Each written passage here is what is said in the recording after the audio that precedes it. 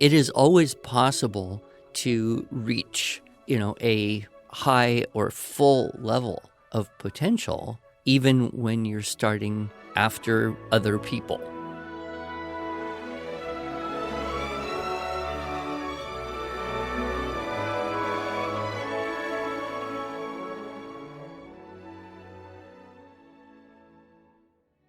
Hello, and welcome to the Arts of Language podcast with Andrew Pudewa, founder of the Institute for Excellence in Writing, or as many like to say, IEW. My name is Julie Walker, and I'm honored to serve Andrew and IEW as the Chief Marketing Officer. Our goal is to equip teachers and teaching parents with methods and materials which will aid them in training their students to become confident and competent communicators and thinkers.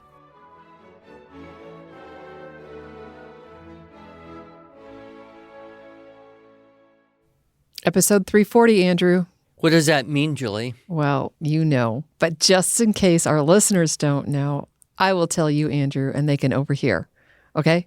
Every 10th episode, we do an Ask Andrew Anything, and we have our listeners, and sometimes we get these from webinars or various places, customer service questions, asking you anything, and I have a page of questions that you have not seen yet. No, I haven't. I like questions from kids. Yeah, I don't have any from kids this time. Oh, we should do one just from kids. Just from kids. Well, this one is just about kids. So parents and teachers are having questions for you about their kids. Okay. So you ready to dive in? I am ready. Okay. Well, the first one comes from Lauren. Her family does a lot of reading aloud together, which of course we love that in the IEW camp. And they also do silent reading daily. However, we have not done, this is Lauren speaking, however, we have not done the best job with a formal writing or grammar program. If my oldest is going to be a 7th grader and is reluctant, how do I make this a year of making language arts a priority and not discouraging? I'm struggling with doubts that we've started too late. Well, the question isn't really how do we do this, because the answer is obviously, yes. Dive in the SSS. The question is, are we too late? Have we missed the boat? And there was a book written many, many years ago, and I believe the title was You're Never Too Old to Twinkle. Oh, nice. And it was a book on Suzuki method and teaching, and kind of, I think, the reminiscing of a Suzuki violin teacher. So I don't remember a whole lot about the book, except I completely agreed with the idea of the title. Yep. It's never too late to start anything. Dr. Suzuki himself did not start playing the violin until he was 21 or 22. Wow. Yep. So we tend to think, oh no, if we don't start young enough, somehow we're going to miss out on our full potential. But that's just not true. And it's not true in music. It's not true in writing. Certainly not true in reading. We look at the kids who have the dyslexic tendencies, and they have zero interest in reading or writing anything. Sometimes years past the, quote, traditional age at which that is begun in school, and yet they often end up being excellent readers Absolutely. And writers, or even the real irony is getting a degree or a master's or a PhD in English or philosophy or something. So there's really no fear that by waiting and not making it this kind of rigorous level priority that you've lost any potential gain. So, she can have confidence that if now's the time to begin, then now will be the right time, and the success that she will experience will probably be appropriate to the timing. Yes, exactly. And I always remind people, it is way better to start too late than too early, right? You take a little child who's 5 or 6 years old and try to force them to do things which they are not neurologically ready for, you can create a multi-year hatred of that thing. Whereas if you just wait a few years and now they're ready and everything goes more smoothly. And, I won't even use the word catch up because that implies that you're in a race or you're comparing yourself to Right. someone else. Yep. But it is always possible to reach, a high or full level of potential, even when you're starting after other people. Exactly. Well, and I'm also reminded of what you say to teachers in the Teaching, Writing, Structure, and Style seminar, where you talk about the value of having language in there because you can't get something out of a brain that isn't in there to begin with, and that you've seen teachers who can't write well because they don't have that language. Yeah. In fact, I was just hearing a podcast. It wasn't even an education podcast. It just came up kind of randomly, and I don't remember what it was, but it was essentially saying that the more words a child hears during the first few years of life has a greater impact on them than IQ. Now, Wow. I don't know if that's true or verifiable or where that came from, but it struck me. I think the context was the problem of the last few years and kids not being in school for long periods of time or in an environment where they're not hearing and seeing language in the quantity that they should be that would benefit them. But I thought, well, reading out loud, you're hearing words, that if that's the most important thing that you can do to improve academic aptitude, well, by all means, let's do it.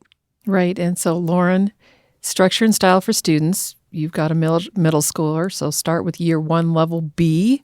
Throw in some Fix-It grammar. Get the Premier package if you want to teach yourself our writing methodology with the Teaching, Writing, Structure, and Style. You can hear Andrew talk about that very thing that we were just discussing. And good job that you've given your kids a leg up by reading out loud to them. So it's not too late. All right, next question is from Kim. She says, how do I motivate my student to revise his work? Well, do we know how old the student is? No. We know it's a boy because she said his. Correct. Yeah. I don't know that you can. Probably the solution there is just revise it for him and then make him implement those changes. If he typed it, then go, type in the changes. If he handwrote it, re-handwrite it. How do you teach revision? Well, mostly through modeling. How's that going to start? It's going to start by saying, here's the changes that need to be made on this. Passive voice is okay, right? And do it. And then, at a certain point in time, this person, this child in the process of growing up, will have a desire to produce the best possible thing that he can produce. But you can't make that happen. Mm-hmm. And I will say that in my experience, very often it happens later for boys than for girls. Not always, but sometimes. Or there's some kind of external accountability, external motivation. I know in talking with our online instructors that, and parents who have their kids in our online classes, that those kids will work harder for Mrs. Whoever than they will for mom. Mm-hmm. And I think, in boys, that often tends to hit around 11, 12, 13, where that external accountability and that sometimes positive peer pressure is a whole lot more meaningful or impactful for them than just making mom happy. Right, and we'll put a link in the show notes to your talk on motivation. Kim, you can look at those different types and see which ones you want to use, whether it's outright paying him to revise his work to inspiring him to do his work.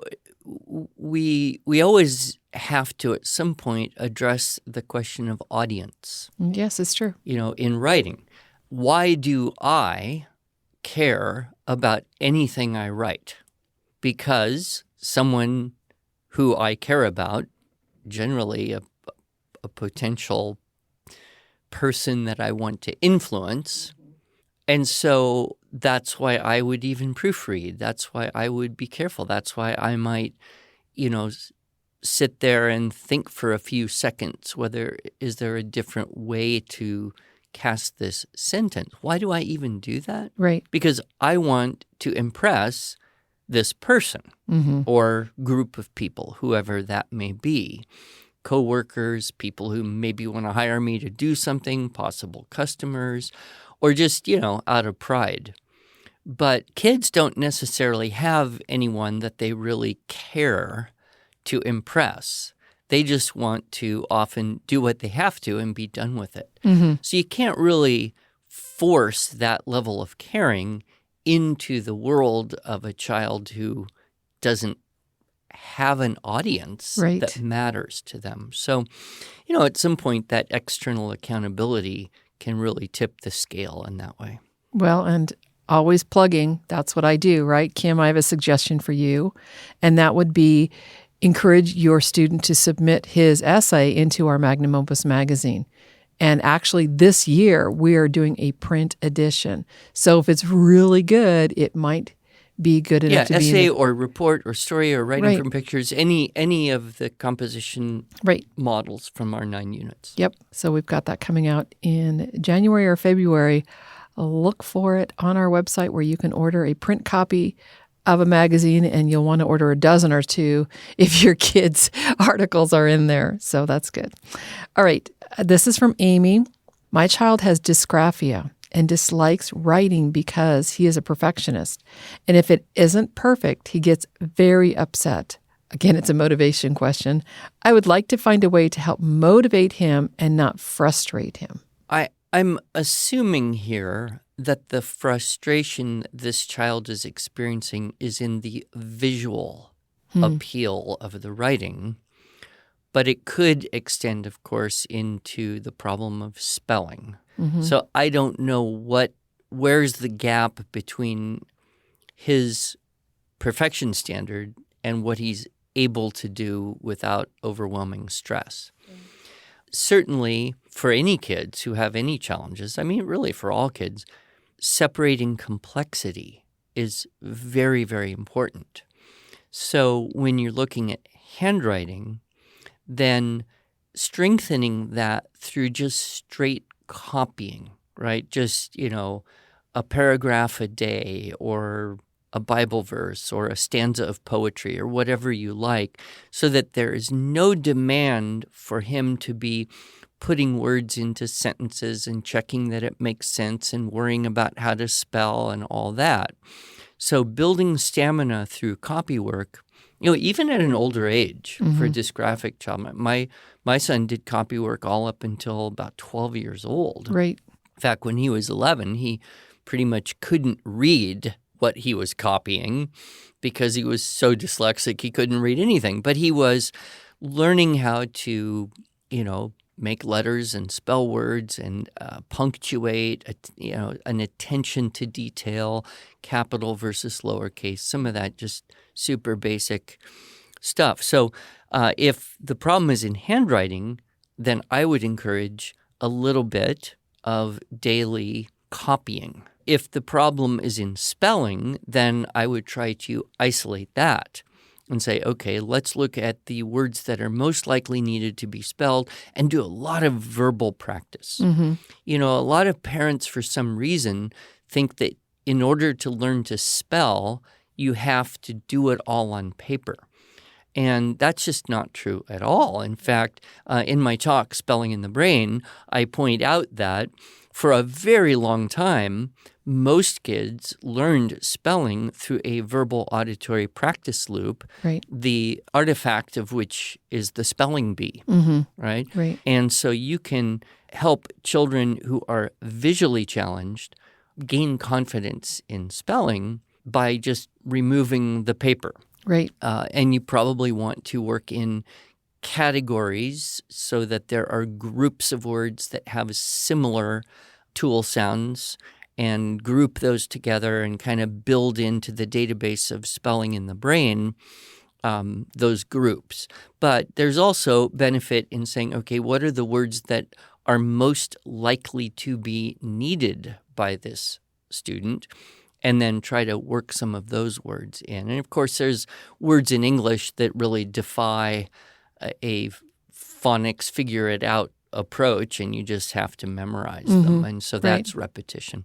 Right. Then the third thing, if it comes to the grammar, the writing of complete sentences, if that's the problem, then what you would do is probably use one form or more forms of technology to accommodate. The simplest form of technology is mom. Exactly. Right? So the child can narrate what they're saying. Mom can write it down. A second level of that would be using some type of voice-to-text function, which is very, very high quality now compared to even 10 years ago. Exactly. So a child could dictate what he wants to write to a device, a phone, a computer, whatever, and it'll put it into text with pretty good accuracy. And then the third one would be, teach him to type.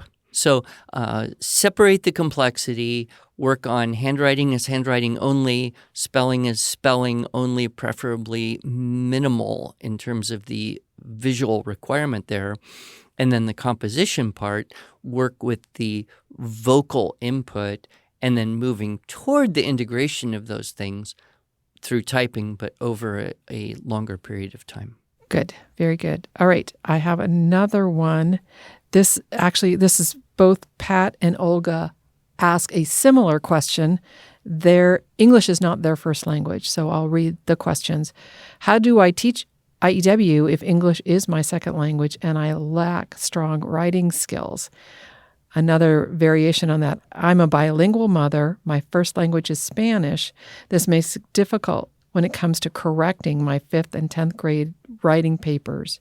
Do you offer any help in this case? Well, I think that our video courses have been proven to be really ideal for families where mom's first language is not English or she's not confident in English. I have found that a lot of people I've met who say, "Oh, I'm not good at English," truth is they're just as good as anyone. Yes. And you never would have suspected, but they have kind of an insecurity. But with the video, you don't have a danger of you're going to explain something insufficiently or incorrectly because we're doing all the explaining on the video. So that would be one thing. The second thing would be really on the editing side. So if you don't feel confident editing the student paper, well, then you need to look around for someone who could help. Yes. So that may be a relative or a friend or a neighbor or someone at church or an older homeschool native speaker student who would be. A lot of kids who are 15, 16, 17, they're pretty good at editing papers for younger kids. So you're just going to, like anything, if you can't do something, you got to find help. I can't fix stuff on my house, so I have to find other people to do that because I can't. Yes. And probably if I hung out with someone all day, every day for a few years, I could learn to fix stuff a little better. But at this point in my life, I just don't care enough to do so. But things will get better. Things will get easier.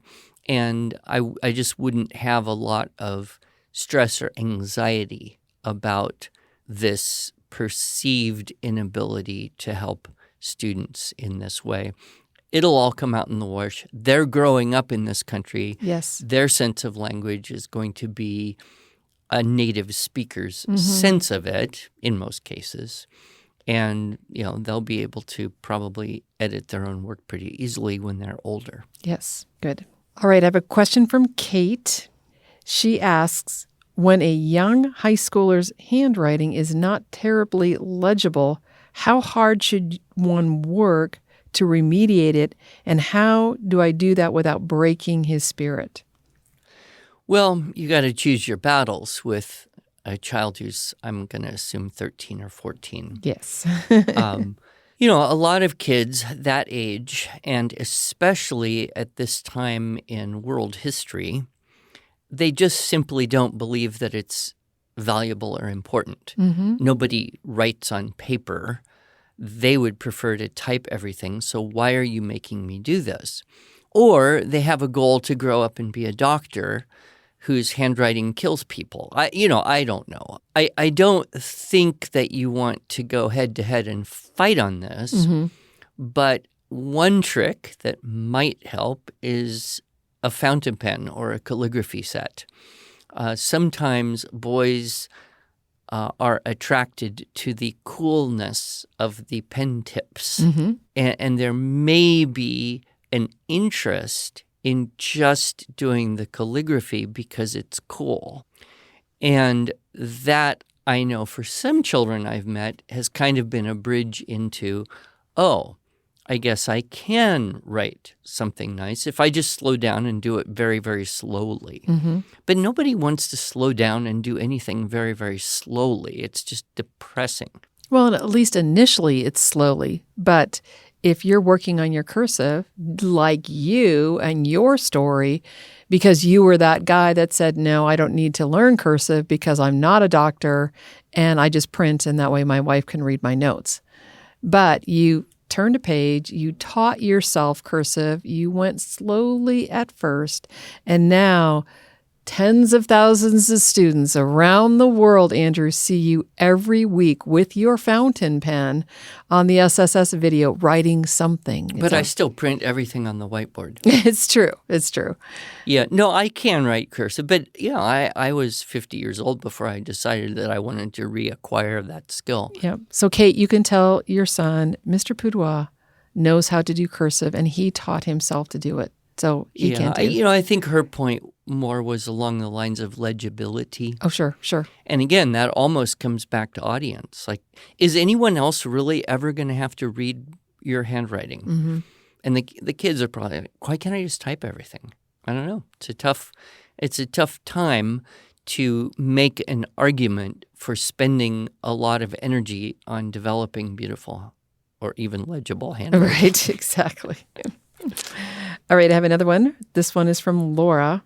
It's kind of an IEW question, and she actually talks about that. She says, how can I help my son express himself with confidence? He loves reading and is advanced in reading. He was a struggling writer till he began using IEW.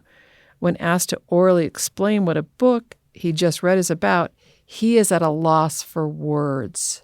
Well, there's a lot of complexity to that question. The first thing I would do is challenge the whole concept that writing has anything to do with expressing oneself. Writing is about expressing ideas. And I don't really ever think, I want to express myself. Generally, I acquire an idea from somewhere. It attaches or blends together with some other idea that I acquired from somewhere. And it seems like some kind of new or interesting idea that is worth communicating to someone else. Right, exactly. But I just don't express myself in writing. It's not, I don't even know what that would look like, because the last thing I'm going to do is go write a poem about how I feel about a sunset. I mean, it's just never going to happen to me. So if we can kind of shift the context here, confidence in expressing ideas rather than confidence in expressing himself. I think that contextual shift is very helpful, because then you can say, all right, the problem might be finding the ideas. And she mentions in this same thing, he read a book and has a hard time talking about it. Well, we know from looking at our units, Unit 9, which is the critique, is the last of the 9 units. And even then, I don't recommend people start with a whole book and try to then figure out what to say about that whole book in 5 paragraphs or so. So we know that Unit 2, the funnel is straight down, right? There's 7 ideas, and you represent those 7 ideas. Okay, you can do that. You don't have to think of it much to do that. When we hit to Unit 3, well, the story may be a little longer. So now we're shortening or retelling or even, modifying it to some degree. Unit 4 is where we really get that image of the funnel, though, right? So here's a source text. It has 15 ideas, and you need to summarize, meaning tell some of it, not all of it, in one paragraph, which can contain 6 or 7 of those 15. So now there's a thinking skill required, which is what of all the possible things I could say is interesting, important, or relevant, and making decisions. Now, if that funnel is 3 times as wide and there's, say, 50 ideas and you only want 6 or 7, well, that's harder. If it's a 10-page paper with hundreds of ideas, Right.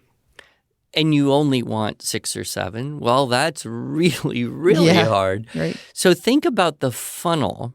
Think about the idea that it's about choosing what's available to you rather than finding something that you can't find inside yourself somewhere. Right, exactly. And that might be helpful in this case. It's all, it'd be very handy too if when we get these questions, if people were able to tell us a little bit more like how old. Yep. Because, I might answer this a little differently for an 8-year-old as opposed to a 15-year-old. Yep, sure. And I was also thinking as you were talking about, the Unit 9 model and how big that is, you're still starting, though, with questions that are prescribed. And so, Laura, if you could look at our story sequence chart and ask questions about the story, then maybe your son would be able to find the words that he can't seem to find when he's just said, so tell me what you just read. Right. And, there's tell me what you just read, and that for a kid could be kind of a needle in a haystack problem. Sure. Right. Like, what do you want me to tell you of all that I just read? Because I don't really remember that much. And then, it gets one step further when someone says, tell me what you think about what you just read. Right. And for some kids, that's just totally impossible. Right. They need to have the conversation. Right. And that's why when you look at, I think, good literature teachers, you read something together, hopefully not too long, and then you have a conversation with maybe a small group or a class, and out of that conversation, then students are able to start to pinpoint things that resonate with them from the conversation. But without the conversation, super hard to find. Yep. The other approach, which I like, is to help students get the habit of just using what once was called a commonplace, right? Or just a notebook, you could call it that. And as you are reading, copy. Don't think about what you're thinking. Just copy what you like. So you find a good quote, copy it. You find a nice little description of something, copy it. You find something that you don't understand, copy it into a notebook. And then you've isolated certain things that you can focus on and maybe have some conversation about more easily than having to go back and say, so what did you think of that chapter? Yes. Or what did you think of the Exactly. book? We could also mention the, teaching the classics. I thought about that as with well. Adam Andrews and his list of Socratic questions in the appendix. That course it was really helpful for me, as a parent, as a teacher, moving into the world of dealing with literature in a more age-appropriate, and engaging way. Right. I also think about the article you wrote, and we can link to this, about having a colloquium, where you're getting together with some high school students and they're all reading the same book, something like, an easy read like Jane Eyre, where you're talking about this book, A Tale of Two Cities, which is pretty, and I'm not suggesting that that's where you start, but the whole conversation that you were having with the kids was very motivating to them to want to read and come prepared with what they wanted to talk about. Well, and I would say that in our SSS courses, especially level B and C, we mostly work with shorter stories. Yes. But some of the insights and some of the conversation that came up in the making of that video course, I was very impressed with. Yes. And I thought, if you're going to work on reading and discussing literature with kids this age, short stories have so many advantages over long books. Okay, Andrew, I've got one more question for you. And since our time is running short, I think you'll like this one, though I'm loath to ask it. No, I'm curious. I know. So Saya asks, have you ever considered creating a joke book? And if so, would you accept joke entries for your consideration? Yes and yes and yes. In fact, the book will be something like how to learn, tell, and remember 100 or however many excellent jokes. And it's going to be a combination of using the keyword outline to help learn the joke, and then public speaking or delivery tips on how to tell it well, combined with the medieval memory techniques of attaching a symbol and then locating the symbol in like your home or your memory palace or whatever. So yes, that book is on my horizon, and I'm pretty selective about the types of jokes that I want to put in it. But if she or any of her family members have a particularly good joke that they think would deserve a spot among, say, the top 100 jokes, I would entertain it. So, Saya, send it to podcast@iew.com. And if it's a good one, Andrew will get the joke and he'll decide. And who knows when that joke book is going to come out, but he has been talking about this for a while, so perhaps it's not as far off as we would think or hope. You know my problem. I do know your problem. I hate writing. He does hate writing. Well, listeners, I hope this was helpful to you. If you have questions for Andrew, please send them to podcast@iew.com. And perhaps in the next 10th episode, that would be 350, I believe. Wow. Then we could include it on that one. Until then. All right. Thank you. Thank you.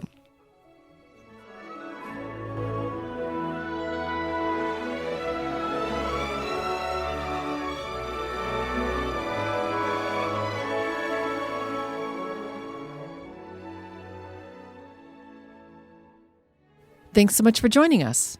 If you enjoyed this episode and want to hear more, please subscribe to our podcast in iTunes, Google Podcasts, Stitcher, or Spotify, or just visit us each week at iew.com/podcasts. Here you can also find show notes and relevant links from today's broadcast. One last thing, would you mind going to iTunes to rate and review our podcast? This really helps other smart, caring listeners like you find us. Thanks so much.